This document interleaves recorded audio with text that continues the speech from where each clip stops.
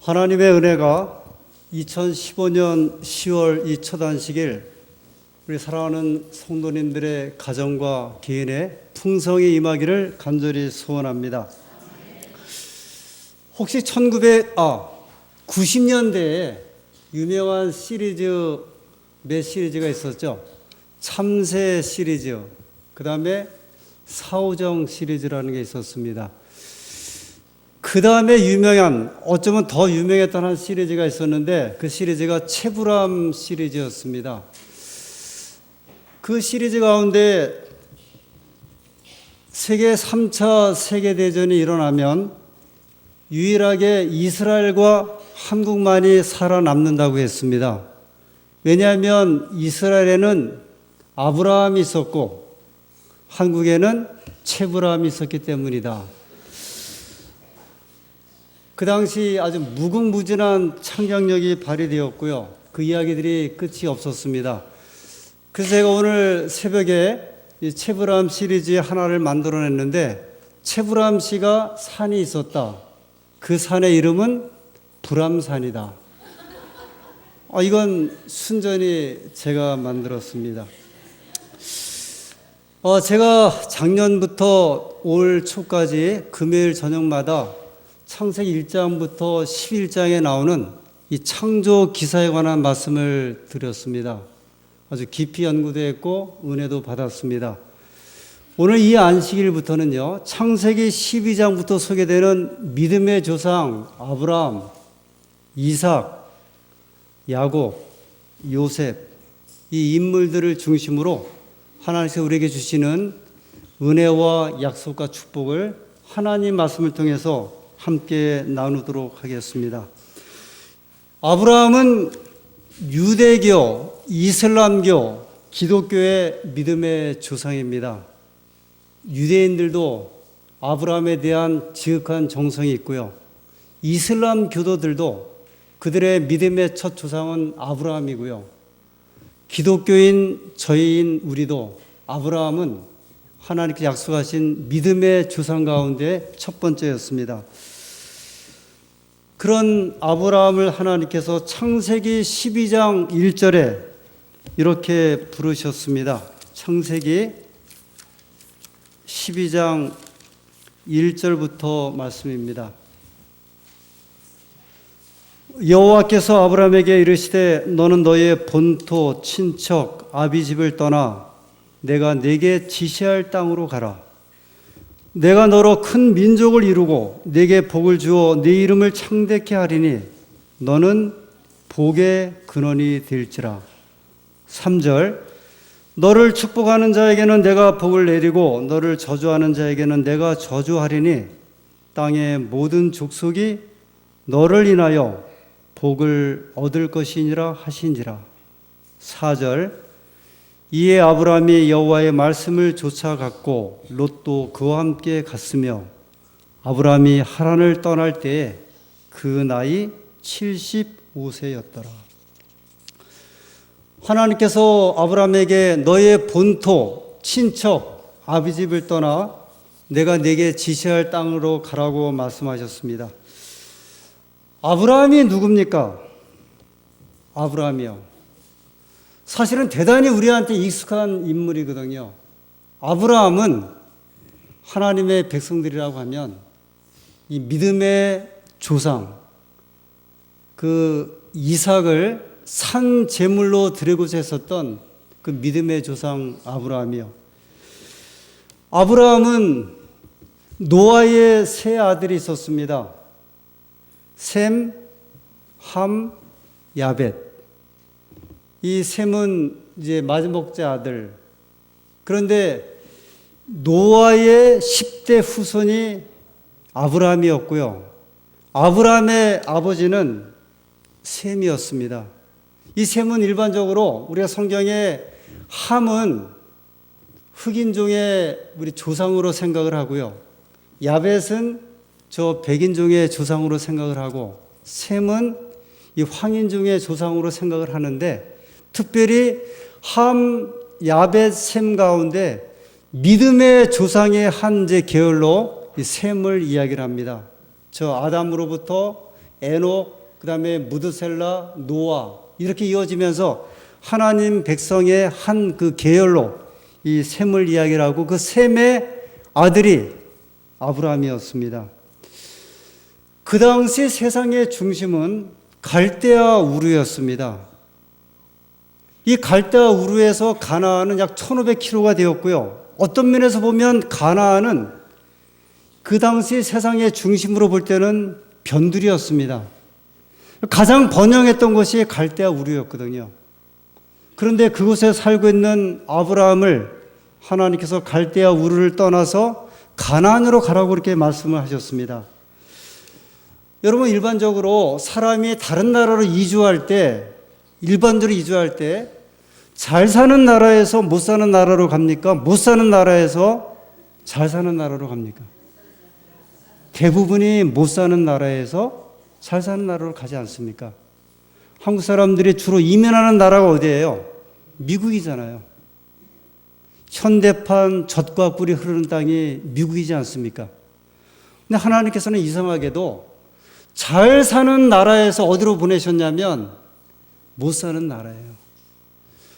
사실 가나안 땅을 젖과 꿀이 흐르는 땅이라 이야기를 하지만 사실 가나안 땅, 이스라엘 땅은요, 척박하기가 그지없고요. 정말 비 하나 제대로 내리질 않고요. 제대로 된 강을 볼 수 없는 나라가 이스라엘 땅이었거든요. 아브라함이 살았던 이 갈대아 우르는 얼마나 문명이 발달했냐면, 특별히 1929년에 이제 고고학적인 발견에 의해서 보면 관계의 수로가 형성이 되어서 이미 그 당시에 아브라함 당시에 지금부터 거의 4,000년 전이거든요. 거의 5,000년 전에 가깝다고 볼 수 있어요. 4,000년. 4,000년 전에 이미 농사를 짓는데 수로가 이제 만들어졌습니다. 그 수를 통해서 물을 공급을 했고요. 당시 최고의 인구를 가진 도시였습니다. 6만 명이 살았는데요. 사실 지금 6만 명 하면 얼마 되지 않지만 안산이 약 80만 명 되거든요. 그런데 6만이라는 이야기는 그 당시에 굉장히 큰 도시였습니다. 아브라함이 살았던 집은 그 당시에 그 집을 이렇게 발굴해 보면 대부분 다 2층이었는데요. 수세식 화장실로 되어 있었고요. 모든 바닥이 타일로 만들어진 그런 곳이었습니다. 바깥에 나가면 포장도로였고요. 아브라함은 당시 귀족계층으로 이야기를 하고 있고 수준 높은 문명과 그 다음에 법과 지식을 가지고 있었습니다.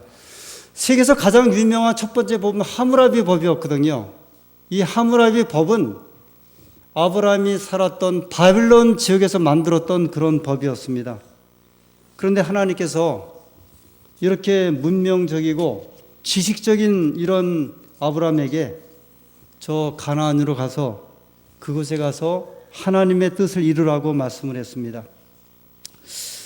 사실 이 사실은 성경 기자들도 궁금해했습니다. 왜 하나님께서 원래부터 가나안 땅에 있는 사람을 하나님의 종으로 부르지 아니하시고 왜 저렇게 문명이 발달된 지역에 살고 있었던 아브라함을 그곳으로 부르셨을까? 그래서 여호수아 24장 2절에 이렇게 여호수아는 이야기를 합니다. 여호수아 24장 2절입니다.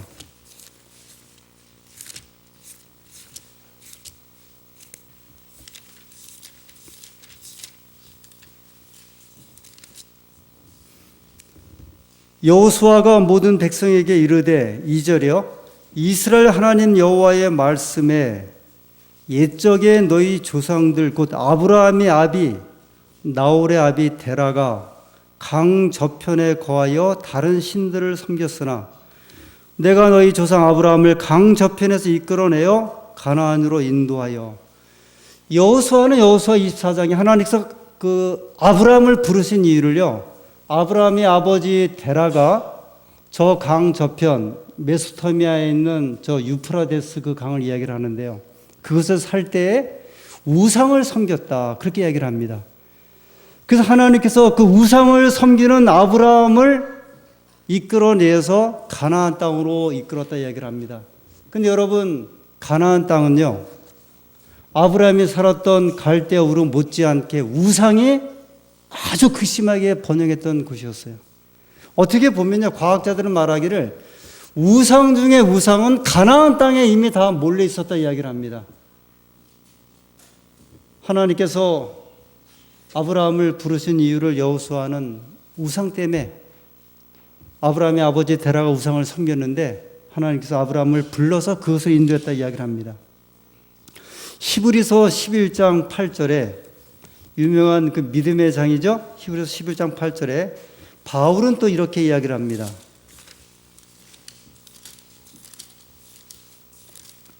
히브리서 11장 8절, 믿음으로 아브라함은 부르심을 받았을 때에 순종하여 장래 기업으로 받을 땅에 나갈새 갈 바를 알지 못하고 나갔으며. 바울은 아브라함이 부르심을 받고 나갔을 때 어떤 심정이었냐면 갈 바를 알지 못하고 나갔다 이야기를 합니다. 그러니까 여러분, 아브라함이 하나님께로 부르심을 받았을 때, 그는 나갔을 때 그의 심정과 상태가 어떤 상태인지 분명치 않고, 그가 어느 곳에 어떤 땅으로 가게 되었는지 그 상태를 모르는 가운데 가게 되었다고 말씀을 합니다.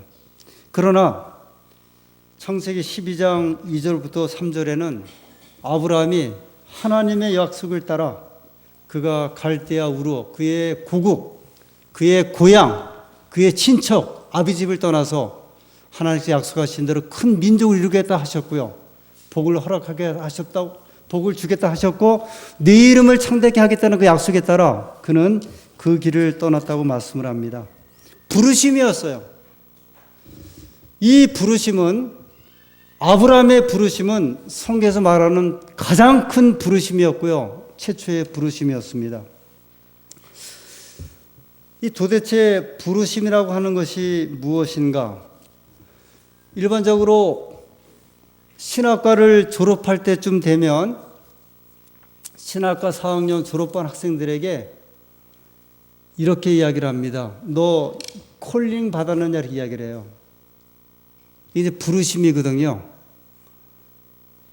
요새식으로 하면 취업했느냐 그 말이에요. 취업됐느냐.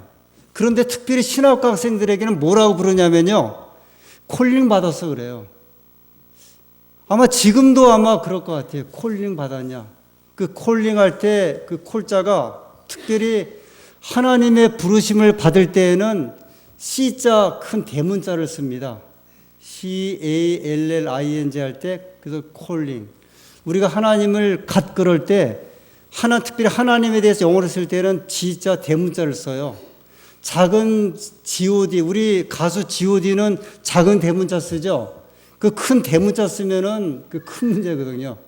그래서 그냥 GOD 그래요. 대문자를 쓸 때는 하나님이에요. 콜 그럴 때는 콜링 받았느냐, 부르심 받았느냐 할 때는 하나님에 대한 부르심을 이야기를 하거든요. 근데 아브라함이 받은 이 부르심은 자기 도취였을까? 아니면 자기 환상이었을까?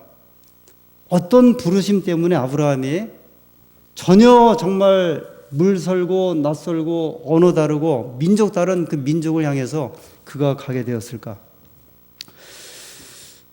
하나님께서 부르실 때의 부르심은 대개 보면 한 사람을 통해서 부르십니다. 처음에는 한 개인이요. 그 다음에는 한 가문. 그 다음에는 한 동네. 그리고 한 민족. 하나님께서 특별히 하나님의 백성들을 부르실 때 그 부르심은 이 성경 말씀을 통해서 보면 떠남을 의미합니다. 이건 숙명이에요. 사랑하는 가족, 사랑했던 믿음의 식구들, 사랑했던 한 단체. 그것은 슬픔을 동반하기도 하고요. 고민을 동반하기도 하고 깊은 이 단절의 애통함을 의미하기도 합니다. 그런 반면에 이 부르심은 때때로 하나님의 초청이기도 합니다. 특별히 상황이 좋지 않을 때 하나님께서 이곳에서 다른 곳으로 부르셔서 우리를 이끄시기도 하십니다. 우리가 저 충청도 어느 땅 시골 산촌에 살 때, 하나님 없이 살 때 하나님이 우리를 부르셔서 교회를 나오게 하셨고 하나님을 믿게 하십니다. 저 전라도 어느 어촌에 살 때요, 아무것도 모르고 살 때 하나님 우리를 부르셔서 그로 하여금 더 좋은 세계로 이끌기도 하십니다. 저는 하나님께서 제 생애 여러 그 모습을 보면 3번 정도 부르심이 있었던 것 같아요. 초등학교 때 어린 나이지만 하나님께서 저를 초등학교 5학년 때 이 청량리 교회로 부르셔서 신앙을 하게 하셨습니다. 그 다음에 서울 삼육중학교를 가게 하셨고요. 청소년 시절에는 제가 중학교를 다니다 그만두면서 저 청량리 어디에서 이 다다미방에서 제가 금은세공을 배울 때요. 그래서 이제 잠을 자면 막 가려워서 긁다가 불을 탁 켜면 그 새카만 빈대들이 막 벽을 타고 올라가고 다다미로 들어갈 때 하나님께서 저를 부르셔서 다시 신앙생활을 경험케 하셨습니다. 제가 이제 공부를 마치고 대학을 선택할 때 어느 대학을 선택해야 할지 어느 과를 선택해야 할지 고민하고 있을 때 하나님께서는 저에게 신학과를 선택하게 하셨고 하나님의 공부를 할 수 있도록 길을 열어주셨습니다. 하나님이 저를 부르셨을 때에는요, 상황이 좋을 때보다는 좋지 않을 때 저를 부르셔서 좋은 곳으로 이끄셨던 이런 경험이 있었습니다. 하나님께서 아브라함에게 주신 약속은 명령으로 시작하셨고요, 약속으로 이루어 주셨고 그 다음에 축복으로 끝나게 되었습니다. 하나님 백성들의 모습은 늘 명령이셨어요.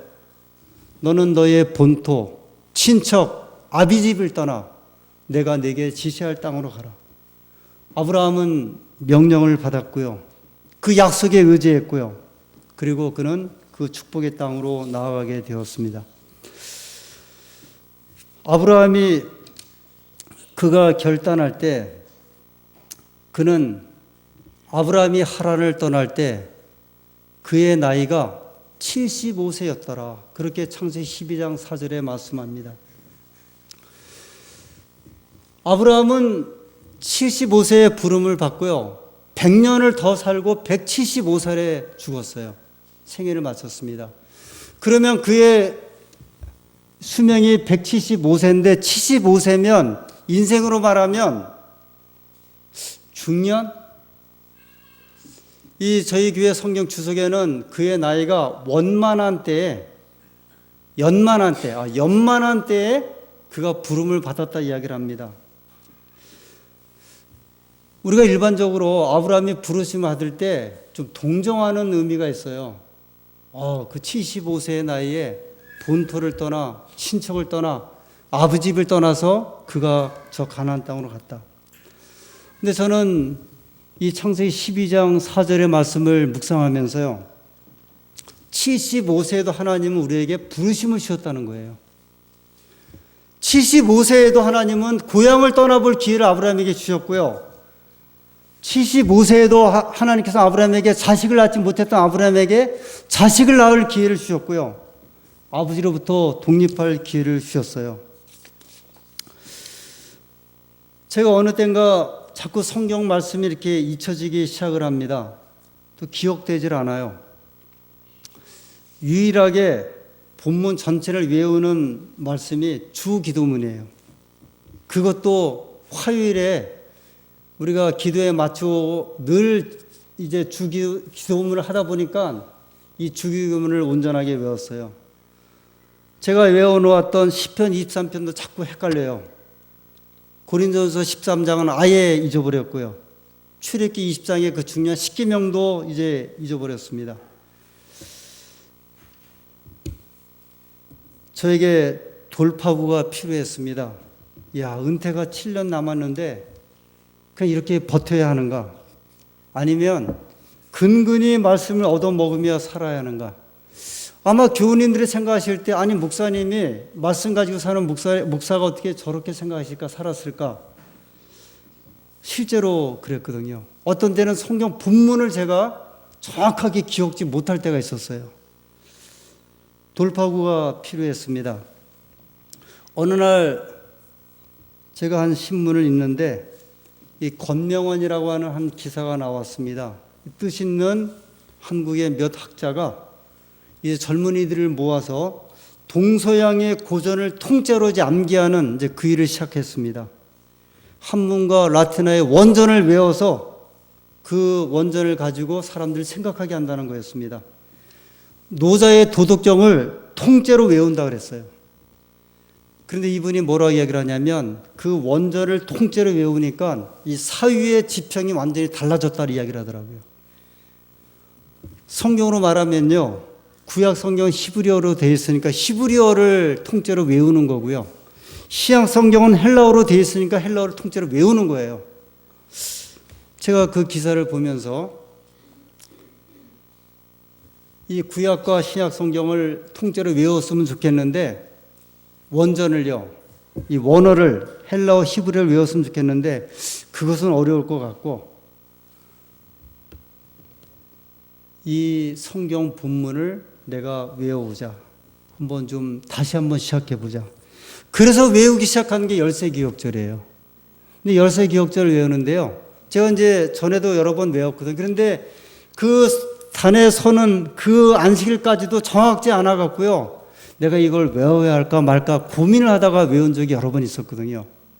근데 지난 안식일에 열세기억절을 외우는데 그 전에 외우면서 아주 깨끗하게 외워지더라고요. 아주 성경이 그렇게 분명하게 외워진 적이 처음이었어요.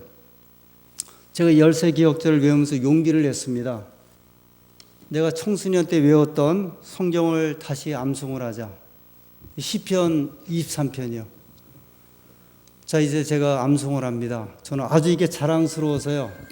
여러분도 한번 따라서 암송해 보시기 바랍니다. 여호와는 나의 목자시니 내가 부족함이 없으리로다. 그가 나를 푸른 초장으로 인도하시며 누이시며 실만한 물가로 인도하시는도다. 내 영혼을 소생시키시고 자기 이름을 위하여 의의 길로 인도하시는도다. 내가 사망의 음침한 골짜기로 다닌다 할지라도 해를 두려워하지 않을 것은 주께서 나와 함께 하심이라. 주의 지팡이와 막대기가 나를 안위하시나이다. 주께서 내 원수의 목전에서 내게 상을 베푸시고 기름으로 내 머리에 바르셨으니 내 잔이 넘치나이다. 나의 평생의 선하심과 인자하심이 정녕 나를 따르리니 내가 여호와의 집에 영원히 거하리로다. 지금도 약간 헷갈리죠? 전엔 더 헷갈렸어요. 고린도전서 13장 사랑장입니다. 내가 사람의 방언과 천사의 말을 할지라도 사랑이 없으면 소리나는 구리와 울리는 괭가리가 되고 내가 예언하는 능이 있어 모든 비밀과 모든 지식을 알고 또 산을 옮길 만한 믿음이 있다 할지라도 사랑이 없으면 아무것도 아니요. 내가 내게 있는 모든 것으로 구제하고 내가 내 몸을 불사르게 내어준다 할지라도 사랑이 없으면 내게 아무 유익이 없느니라. 사랑은 온유하고 오래 참고 사랑은 온유하며 투기하지 아니하며 사랑은 자랑하지 아니하며 사랑은 교만하지 아니하며 그 다음에 요거 고비를 넘어가야 돼요. 불의를 행치 아니하고 무례히 행치 아니하고 무례히 행치 아니하고 불의를 행치 아니하며 성내지 아니하며 악한 것을 생각지 아니하며 불의와 함께 기뻐하지 아니하며 진리와 함께 즐거워하고 모든 것을 참으며 모든 것을 믿으며 모든 것을 바라며 모든 것을 견디느니라. 사랑은 언제까지든지 떨어지지 아니하나 예언도 패하고 방언도 그치고 지식도 패하니라. 우리가 부분적으로 하고 부분적으로 예언하니 온전한 것이 올 때에는 부분적으로 하던 것이 패하리라. 내가 어렸을 때에는 말하는 것이 어린아이와 같고 깨닫는 것이 어린아이와 같고 생각하는 것이 어린아이와 같았으나 내가 장성한 후에는 어린아이의 일을 잊었노라. 내가 이제는 희미하게 여기서 이제 잠깐요. 내가 이제는 거울로 보는 것 같이 희미하나 그때는 얼굴과 얼굴을 대하여 볼 것이요. 내가 이제는 전에는 알았으나 이제는 우리 주 예수 그리스도로 통하여 내가 온전히 알리라. 그런즉 믿음, 소망, 사랑 이 세 가지는 항상 있을 것인데 그 중에 제일은 사랑이니라. 창세기 1장도 한번 할까요? 제가 제 마음의 용기를 가지고 하나님 앞에 기도했습니다. 하나님, 올해 100절을 외울 수 있도록 해주세요. 그런데 다시 예전에 외웠던 성경절을 외우면서 좀 목적을 바꿨습니다. 하나님, 지금부터 내년까지 1000절을 외우게 해주세요. 1000절을요. 근데 저희가 신학교 때 무슨 이야기를 들었냐면요. 한 김명호 목사님이 신학생이 목회 나가기 전에 1000절을 외워가지고 나가라 그러셨어요. 근데 우리 선배들은 외웠대요. 근데 저희 때는 그거를 못 외웠어요. 하나님께 제가 기도하기를요. 하나님, 제가 올해부터 내년까지 1000절을 외우게 해주세요. 지금껏 외운 걸 보니까 93절을 외웠더라고요. 잘 외울 때는 하루에 13절도 외워져요.